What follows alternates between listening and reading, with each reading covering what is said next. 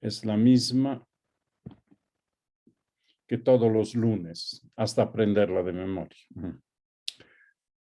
Te bendecimos y te damos gracias, Padre, por reunirnos hoy en torno a tu palabra que nos llega por medio de Pablo de Tarso.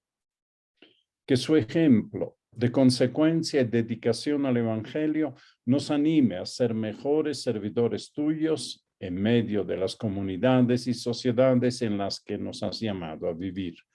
Te lo pedimos por tu Hijo Jesús el Cristo, quien vive y reina contigo en la unidad del Espíritu Santo. Amén. Sobre la estructura, esta diapositiva la hemos visto varias veces. Lo importante es que hoy terminamos la primera parte, ¿no? Terminamos con el versículo 21 del capítulo 2 y el próximo lunes entraremos en la parte central doctrinal de la carta. Haciendo un apretado resumen de los primeros 10 versículos de este capítulo 2, hemos visto que Pablo está en una actitud de defensa, primero de la autenticidad de su evangelio, decir, del origen de su evangelio como proveniente directamente del Señor. Y para ampliar esta defensa, no solo de la autenticidad, sino también del contenido, recuerda lo que sucedió en el Concilio de Jerusalén, que es el capítulo 15 de Hechos de los Apóstoles, aunque hay diferencias, pequeñas discordancias, pero en el fondo esa reunión en Jerusalén termina con la aprobación de la Iglesia Madre de Jerusalén al Evangelio de Pablo. Y esa aprobación viene de las máximas autoridades locales, Santiago, el hermano del Señor, y las columnas de la iglesia, que son Pedro y Juan, el Zebedeo. El texto que vamos a comentar hoy lo he dividido en 3 colores, que corresponden a 3 momentos de la argumentación de Pablo. No siempre es difícil seguir el razonamiento de Pablo. A veces abre paréntesis, alude a un tema, no lo termina. Entonces hay que tener un poco de cuidado. La primera parte es en azul, más cuando vino Cefas. Cefas es Pedro, para los que todavía no han captado. Cefas es el nombre griego de San Pedro. El nombre judío era Simón, ¿no? Pero Simón se vuelve Cefas cuando Jesús lo toma entre los 12 y en latín Cefas es Pedro, es lo mismo que Pedro. Cefas es piedra, ¿no? Mas cuando vino Cefas a Antioquía, me enfrenté con él cara a cara, porque era digno de reprensión. Wow. Estamos viendo entonces un enfrentamiento entre Pedro y Pablo. En realidad, una reprensión. Nuestro comandante de la policía diría un altercado, ¿no?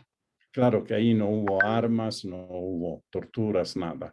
Era una visita pastoral de Cefas a Antioquía y hubo este altercado. ¿Y cuál era la razón del altercado? Que obliga a Pablo a enfrentarlo cara a cara. Dice, pues, antes que llegaran algunos del grupo de Santiago, es decir, judíos de Jerusalén, judíos observantes de la ley, fariseos tal vez, ¿no? Estrictos en el cumplimiento de la ley, antes de que llegaran estos señores, ¿a qué llegaron? No sabemos, pueden haber llegado de visita, muchos se visitaban los primeros cristianos, o también a inspeccionar, a meter su nariz en esa comunidad de Antioquía. Pues antes que llegaran algunos del grupo de Santiago, Pedro comía en compañía de los gentiles. No es que hacía parrillada con los gentiles o se iba de farra con los gentiles, no. Comía en compañía, comía en comunión. Aquí se habla ya de la cena del Señor. Es una comida litúrgica.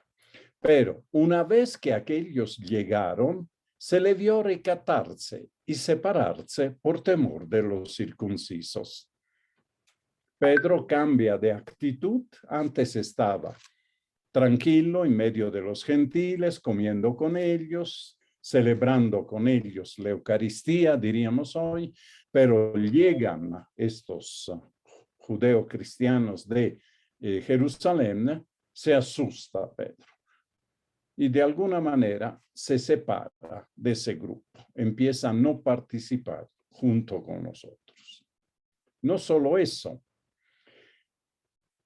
y los demás judíos le imitaron en su simulación hasta el punto de que el mismo Bernabé, el compañero de apostolado de Pablo, se vio arrastrado por la simulación de ellos. Mire que son palabras fuertes.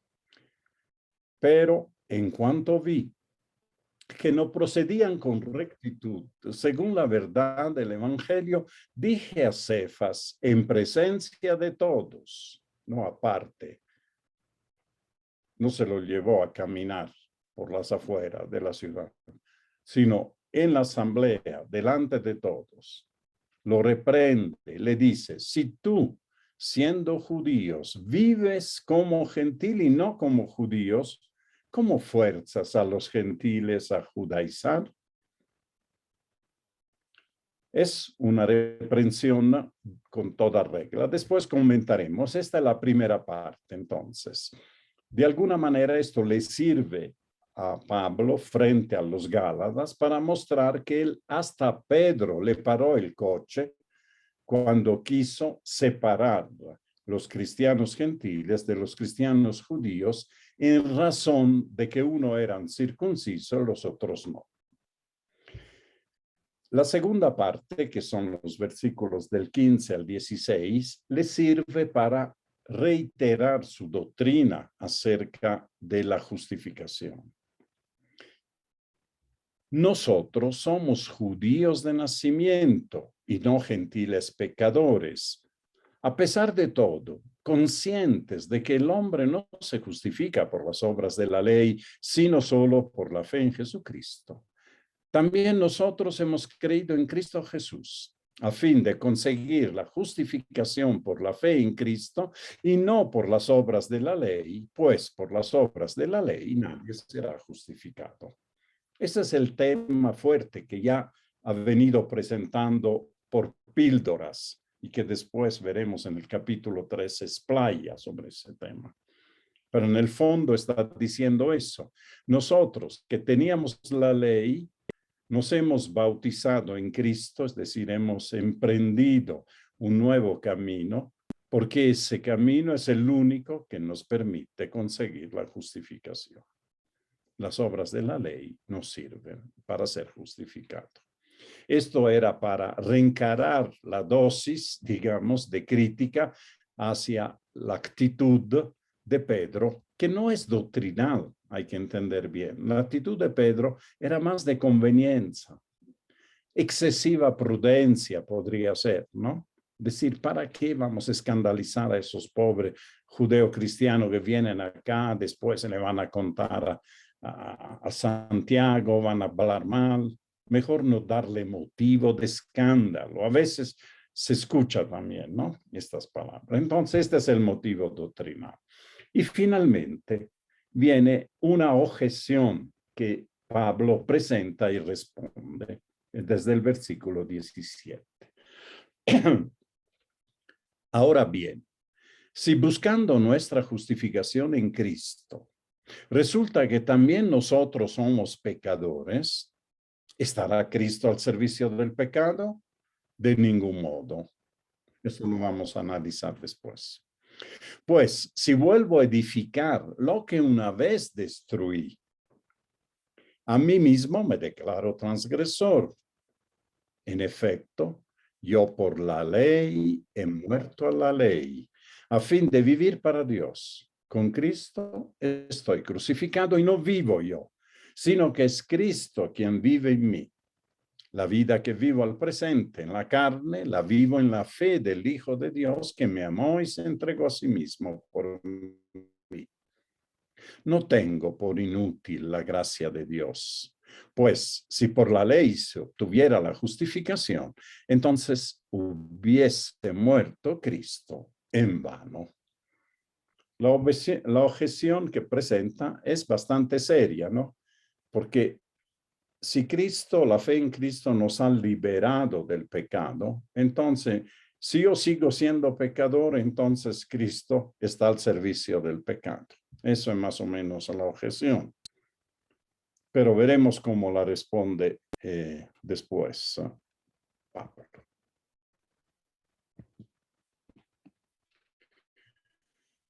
Entonces veremos los primeros 4 versículos. Ya los hemos leído, pero he resaltado algunas frases. Mas cuando vino Cefas a Antioquía, me enfrenté con él cara a cara, porque era digno de reprensión. Pues antes que llegaran algunos del grupo de Santiago, comía en compañía de los gentiles. Pero una vez que aquellos llegaron, se le vio recatarse y separarse por temor a los circuncisos. Y los demás judíos le imitaron en su simulación, hasta el punto de que el mismo Bernabé se vio arrastrado por la simulación de ellos. Pero en cuanto vi que no procedían con rectitud según la verdad del Evangelio, dije a Cefas en presencia de todos: si tú, siendo judíos, vives como gentil y no como judío, ¿cómo fuerzas a los gentiles a judaizarse? Entonces, ya les he adelantado que Pablo refuerza los argumentos anteriores con una validez normativa de su evangelio. ¿Qué significa normativa? Significa en la práctica.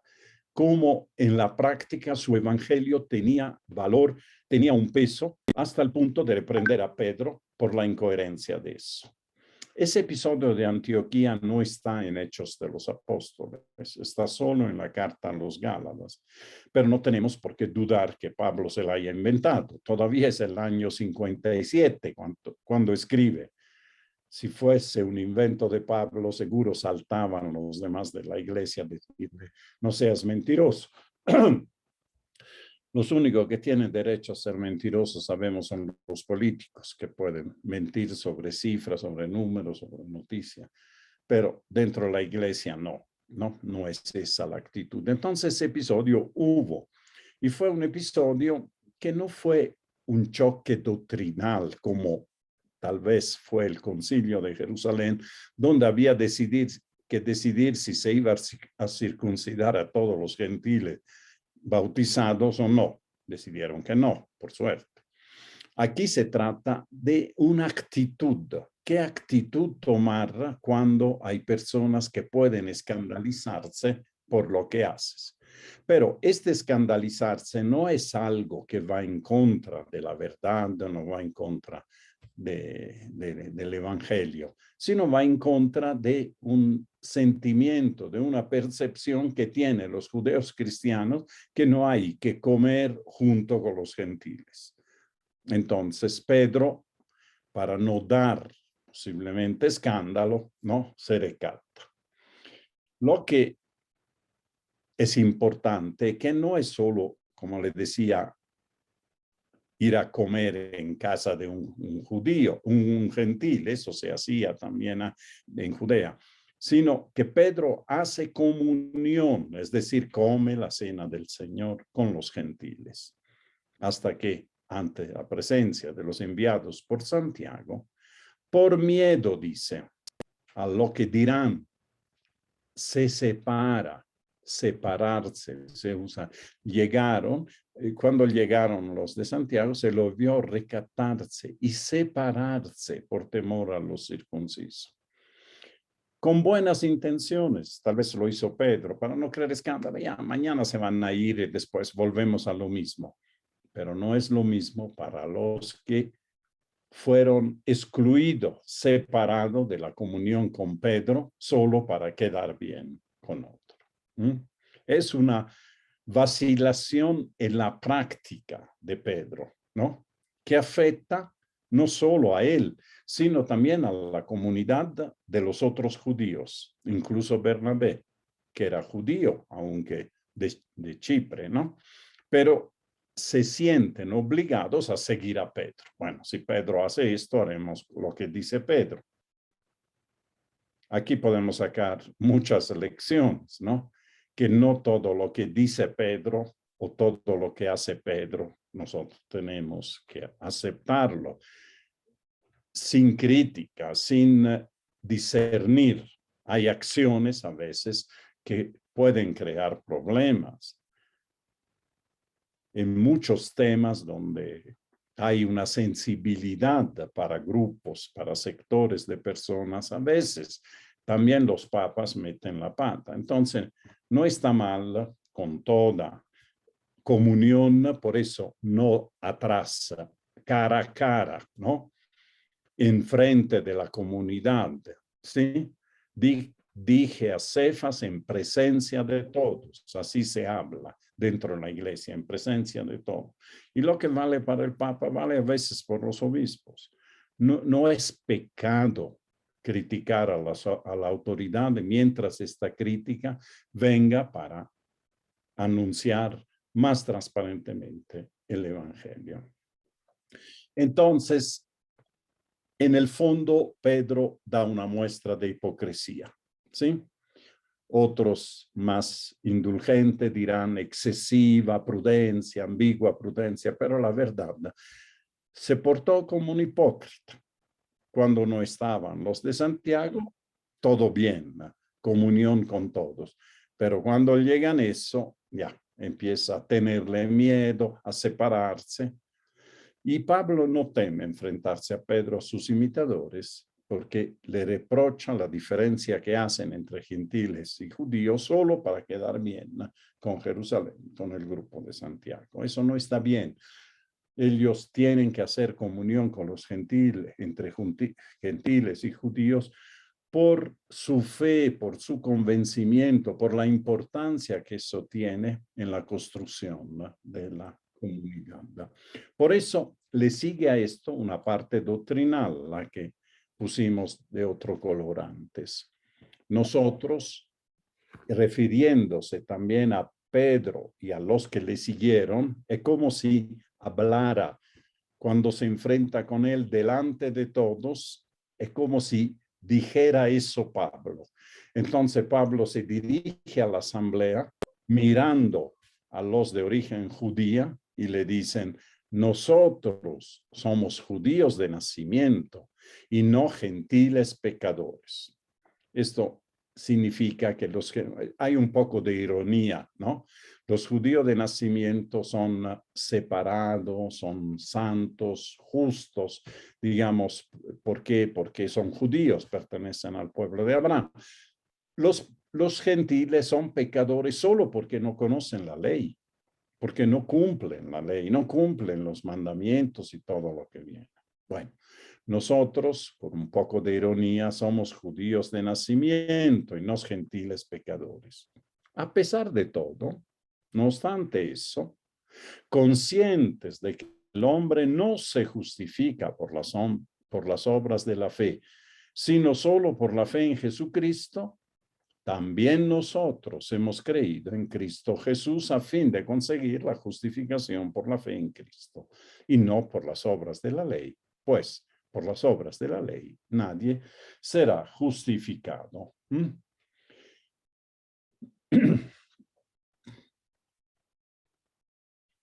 Después viene el comienzo de la objeción, ¿no? Lo he separado porque era muy largo, sino los últimos versículos.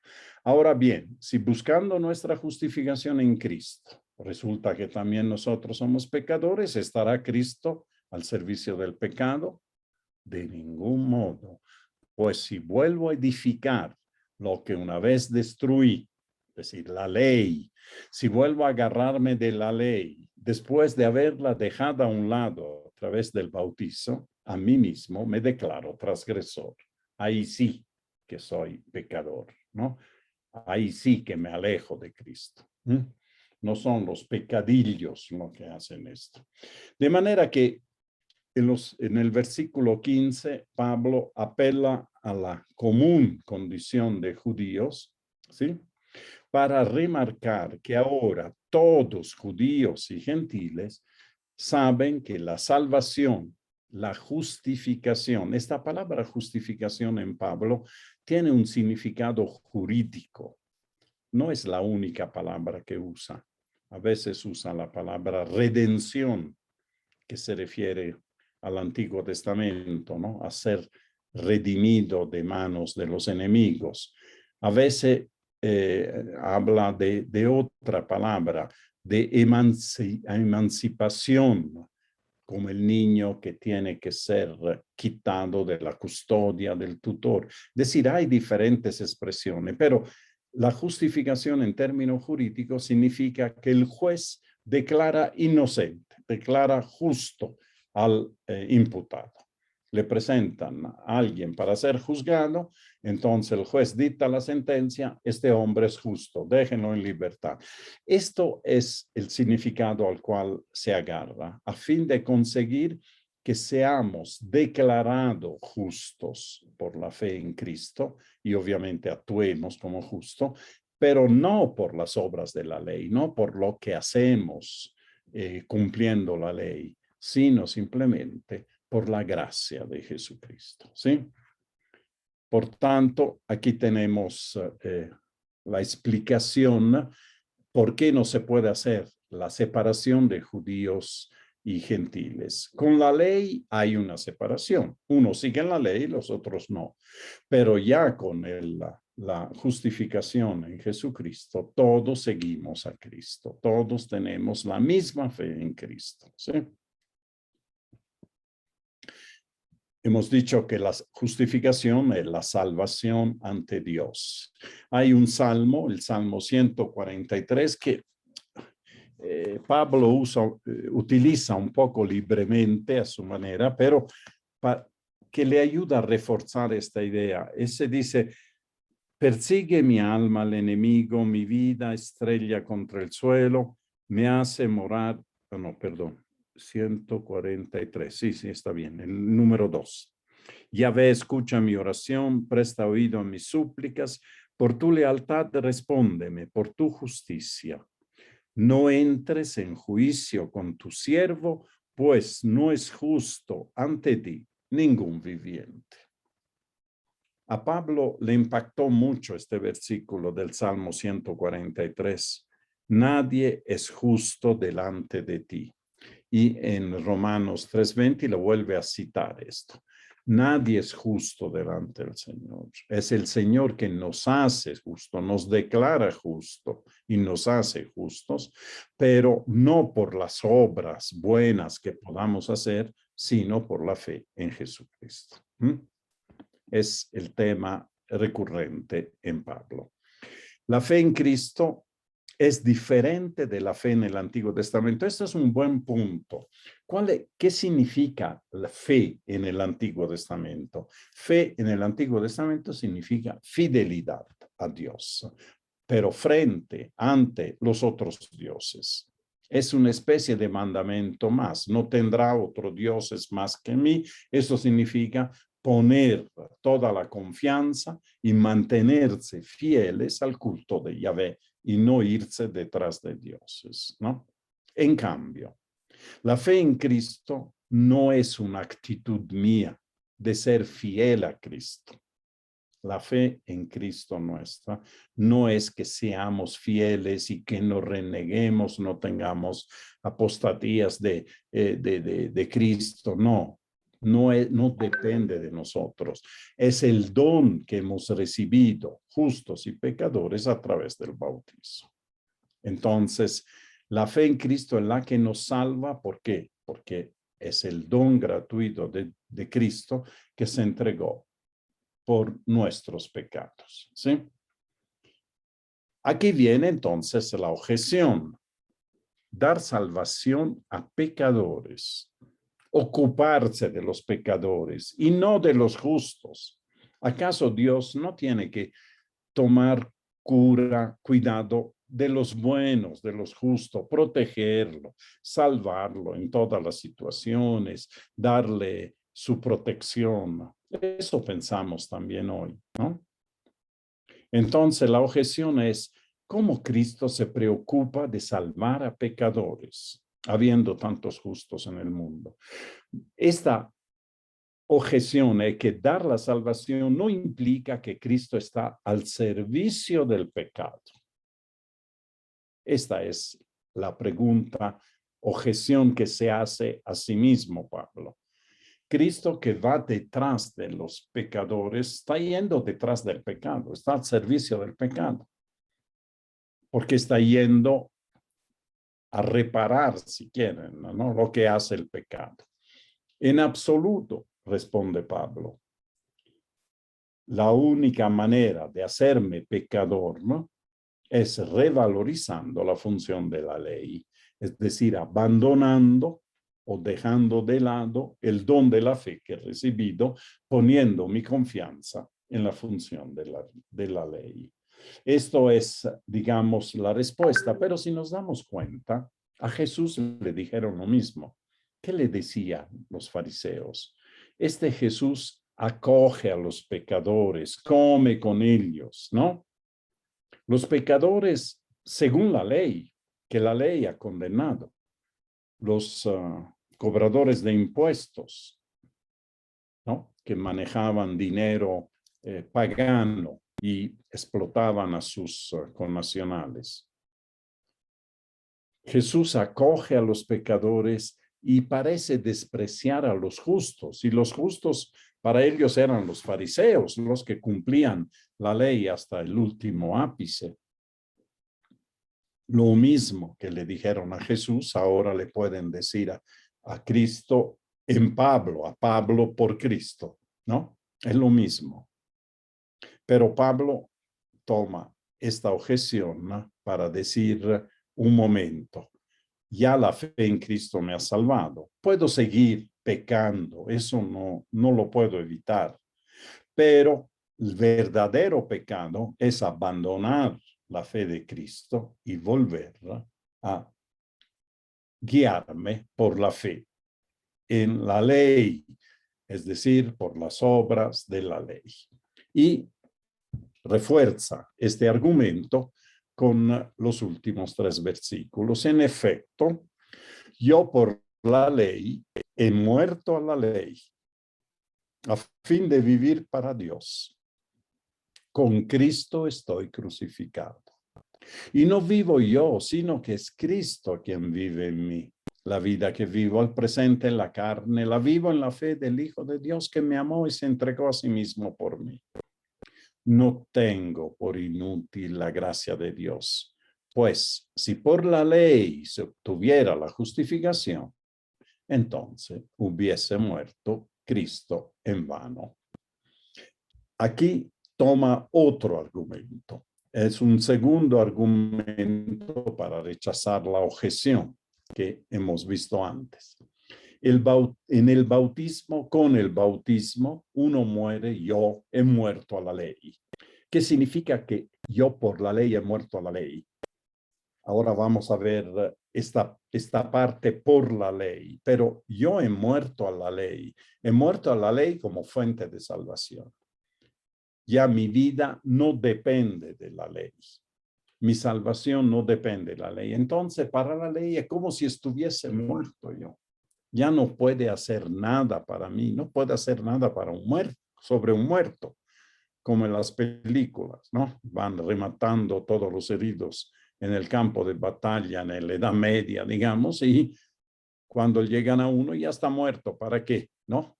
Echar a perder, no una bala, entonces una flecha o una lanza. Por tanto, si sigo acudiendo a la ley, estaría renegando de mi fe en Cristo y tomando por vana su resurrección. Esto es el resumen de estos 3 versículos. Con el bautismo he muerto a la ley para vivir en la fe en Cristo. La ley ya no puede hacer nada conmigo. Por tanto, si vuelvo a acudir a la ley, estaría renegando de mi fe en Cristo. Y por tanto, la muerte y resurrección de Jesús, la Pascua de Jesús, sería en vano, porque si la ley me sirve, ¿para qué habría muerto Jesús?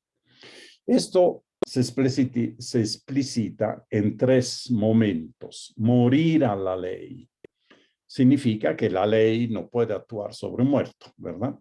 Yo estoy muerto para la ley, no puedo hacer nada. La ley ha perdido eficacia, ¿sí?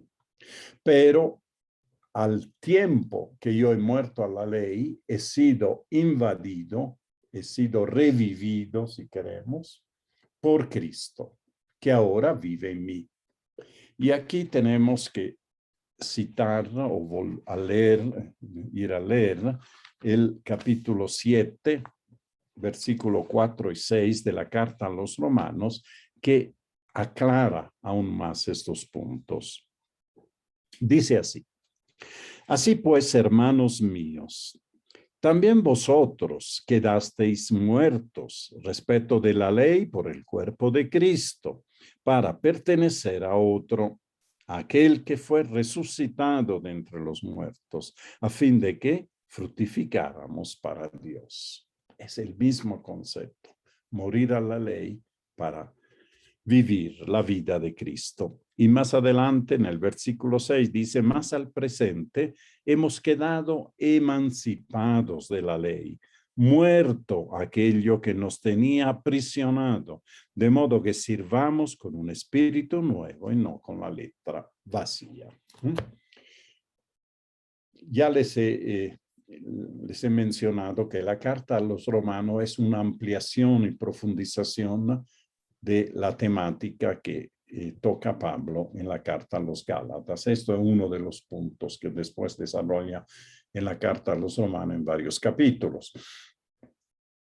Otro tema importante, cuando se habla que la ley me ha matado, por la ley he muerto a la ley, la referencia obvia es a Cristo, que en el Evangelio de Juan es matado por la ley. La expresión que tienen los judíos en el capítulo 19, 7, ahora lo vamos a leer.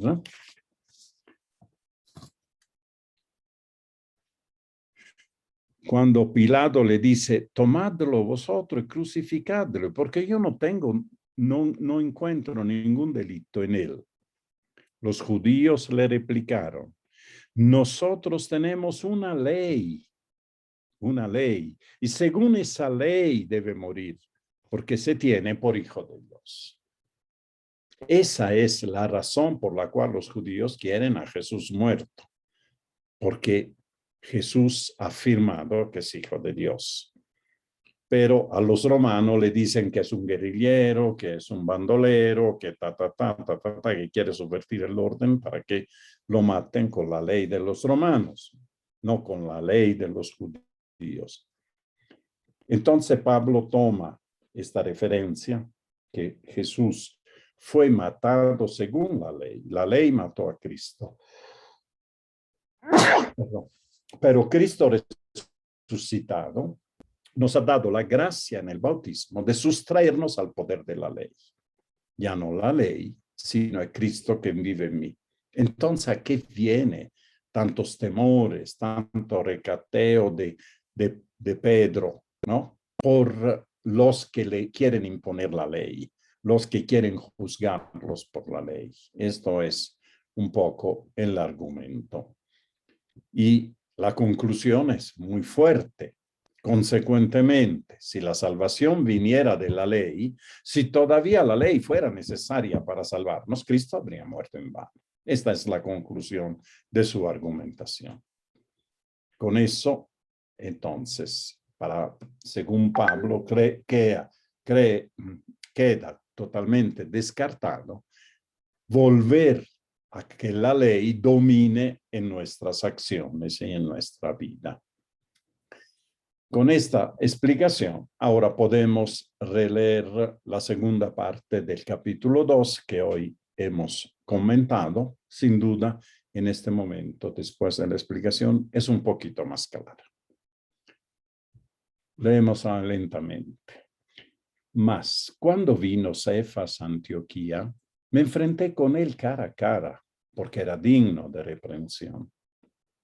Pues antes que llegaran algunos del grupo de Santiago, comía en compañía de los gentiles. Pero una vez que aquellos llegaron, se lo vio recatarse y separarse por temor a los circuncisos. Y los demás judíos le imitaron en su simulación, hasta el punto de que el mismo Bernabé se vio arrastrado por la simulación de ellos. Pero en cuanto vi que no procedían con rectitud según la verdad del Evangelio, dije a Cefas en presencia de todos: si tú, siendo judío, vives como gentil y no como judío, ¿cómo fuerzas a los gentiles a judaizar? Nosotros somos judíos de nacimiento y no gentiles pecadores. A pesar de todo, conscientes de que el hombre no se justifica por las obras de la ley, sino solo por la fe en Jesucristo, también nosotros hemos creído en Cristo Jesús a fin de conseguir la justificación por la fe en Cristo y no por las obras de la ley. Pues por las obras de la ley nadie será justificado. Ahora bien, si buscando nuestra justificación en Cristo, resulta que también nosotros somos pecadores, ¿estará Cristo al servicio del pecado? De ningún modo. Pues si vuelvo a edificar lo que una vez destruí, a mí mismo me declaro transgresor. En efecto, yo por la ley he muerto a la ley, a fin de vivir para Dios. Con Cristo estoy crucificado. Y no vivo yo, sino que es Cristo quien vive en mí. La vida que vivo al presente en la carne, la vivo en la fe del Hijo de Dios que me amó y se entregó a sí mismo por mí. No tengo por inútil la gracia de Dios, pues si por la ley se obtuviera la justificación, entonces hubiese muerto Cristo en vano. Haciendo un resumen entonces del capítulo 2, de todo el capítulo 2, vemos que Pablo completa la defensa de su apostolado y de su evangelio. ¿Y cómo lo hace? Lo hace primero mostrando que su evangelio es auténtico, lo ha recibido directamente de Cristo Jesús, quien lo hizo apóstol. Esta es su declaración, es su afirmación. Esa afirmación, ¿no?, está respaldada y reforzada con base en que en el pasado de judío fariseo, él era un judío fariseo observante y radical. Entonces no le pueden decir que él siempre ha sido un bandolero con la fe en la ley. La falta de influencia de la iglesia madre en su fe. Él fue muchos años después a Jerusalén. Bueno, fue al comienzo a conocer a Pedro y a Santiago y después a dirimir la cuestión, su alejamiento de Jerusalén durante 14 años. De manera que todo el contenido de su apostolado, de su predicación, no vino de la enseñanza de los maestros de la iglesia madre de Jerusalén, sino vino directamente de Cristo. Pero no fue una oposición a la iglesia madre, sino fue en comunión con la iglesia madre. Ahí las columnas reconocieron y aceptaron el apostolado peculiar de Pablo y las consecuencias sobre la ley. El último punto que hemos visto en la lección de hoy es que la reprensión hecha a Pedro en Antioquía con base en el evangelio que enseña que la justificación viene de la fe en Cristo Jesús y no de las obras de la ley, como sería la circuncisión. Este es otro argumento que refuerza. Pablo no tiene problema de enfrentarse a Pedro cara a cara, públicamente, para mostrar que su comportamiento, no su doctrina, no el evangelio de Pedro está mal, sino el comportamiento de la persona, del hombre Pedro, del judío Pedro, no es correcto, porque crea confusión. Frente a los gentiles, una vez come con ellos, pero después, para no hacerse criticar, se separa por temor. Eso no está bien, es lo que dice hoy. Y su conclusión, por tanto, volver a aplicar la ley a los cristianos, a los bautizados, a los que han aceptado la promesa y la fe de Cristo, haría inútil la muerte de Cristo. Cristo habría muerto en vano.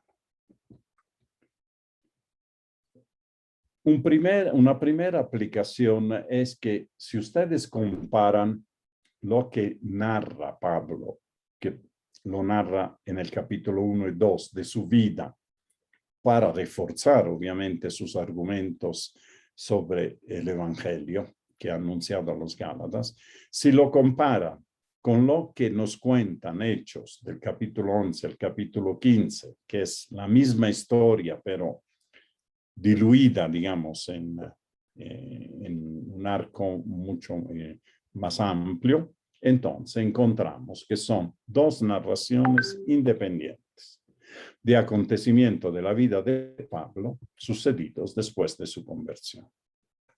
¿Sí? Hay entonces estas dos narraciones. Esto nos invita a compararla. Son lo mismo, no es el mismo autor. El autor de Gálatas es Pablo, el autor de Hechos sabemos que es Lucas, el mismo evangelista del tercer evangelio. Además, hay que tomar en cuenta que efectivamente los dos textos tienen concordancia, concuerdan en lo principal, en las conclusiones del concilio, en los viajes de Pablo, en la actitud hacia Pablo, pero hay discrepancia de algunos acontecimientos, ¿no? Bueno, esta discrepancia no deben asustarnos. Para compararlo, hay que tener presente dos consideraciones, aparte que eran autores diferentes. La primera es que Gálatas es del año 57 y la narración de Pablo es del mismo año en Gálatas, ¿no? Hechos de los Apóstoles es una recopilación de tradiciones publicada en torno al año 80, es decir, 23 años o 25 años después, donde muchos detalles, quién sabe, de la vida de Pablo, de su relación con la Iglesia Madre, podían haber de alguna manera pasado en segundo orden.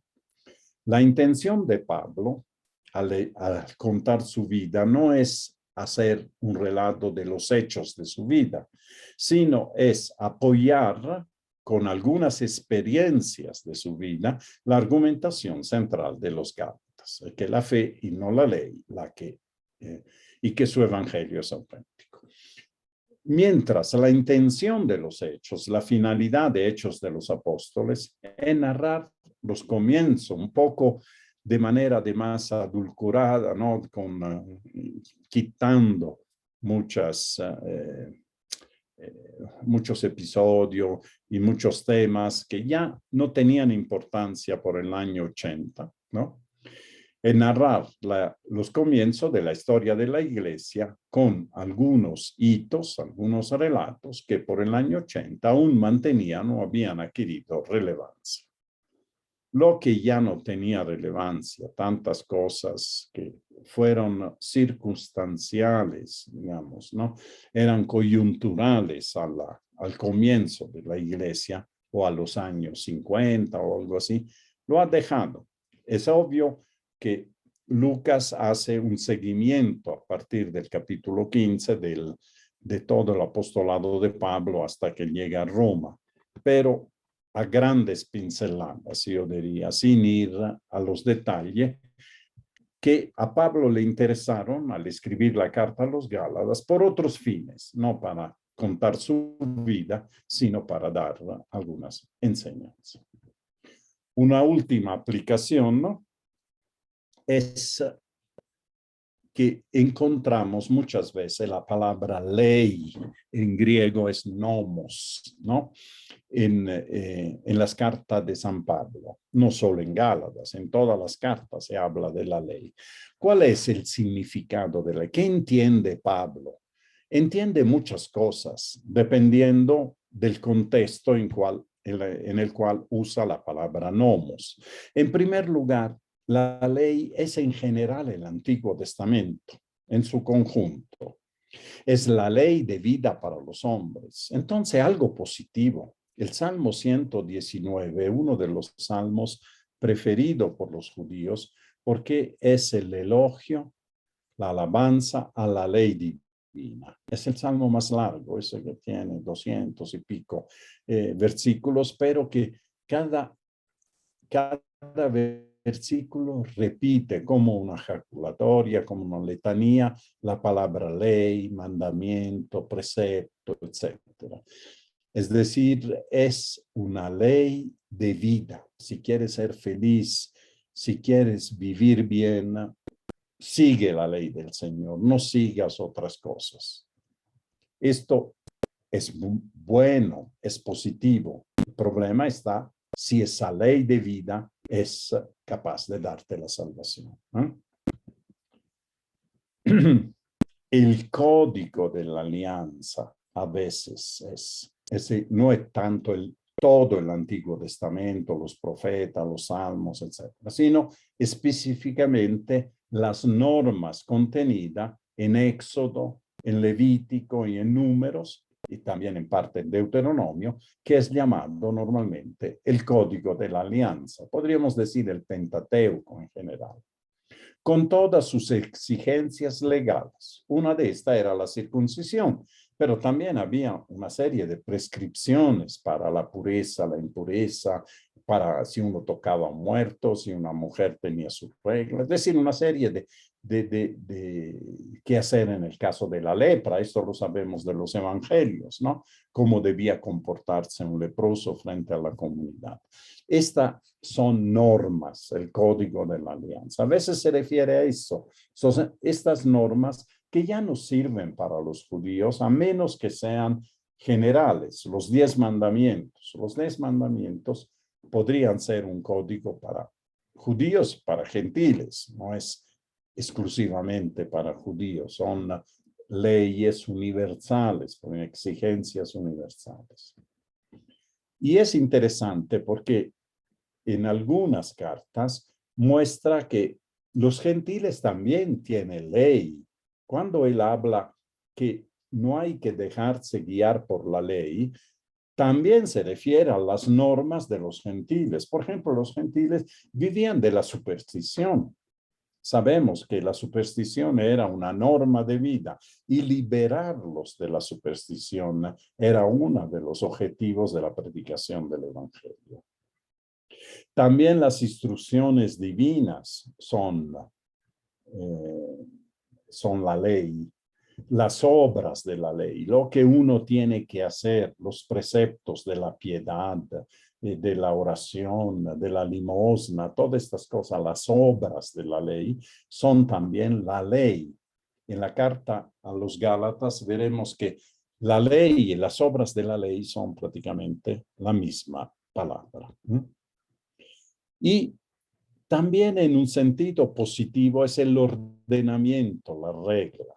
A veces usa la expresión Pablo, la ley de la fe, pero no en el sentido del Código de la Alianza Antigua, sino el ordenamiento de la fe, la guía de la fe, cómo la fe guía nuestra vida, ¿no? La ley, seguir a la fe como normas. Llega a decir en Romano 13, del 8 al 10, que la plenitud de la ley es el amor.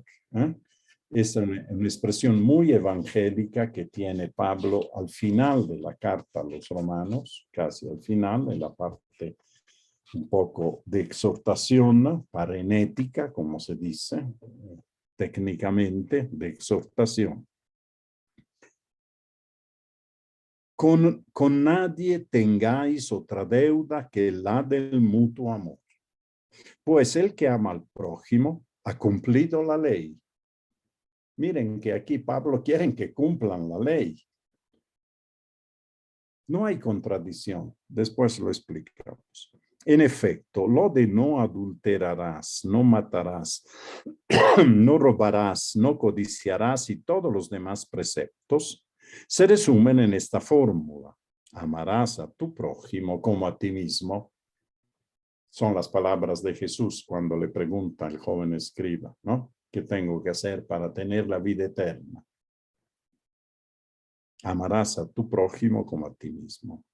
La caridad no hace mal al prójimo. La caridad es, por tanto, la ley en su plenitud. El amor, la caridad, es la plenitud de la ley. Entonces uno podría decir, si uno cumple con la ley en su plenitud, la aplica con amor, está salvo. No, dice Pablo. Sino, ¿para qué ha muerto Cristo? Obviamente. Sin embargo, para Pablo, la ley, aún en sus manifestaciones más puras, una ley guiada por el amor, no como por la hipocresía, como a veces hacían los fariseos, por el amor, ¿sí? No es suficiente para justificar, no es suficiente para salvarse.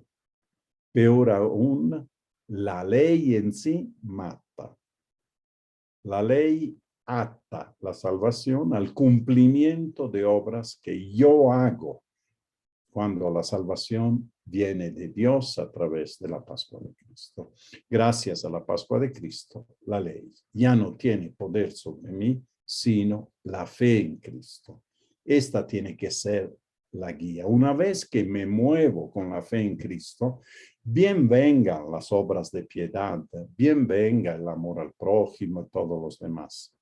Pero eso es en función a la fe de Cristo. Más adelante insistirá en alguno de estos temas, Pablo. Ahora simplemente he querido darle un pantallazo de que la palabra ley en Pablo tiene diferentes significados y a veces no nos podemos confundir por eso.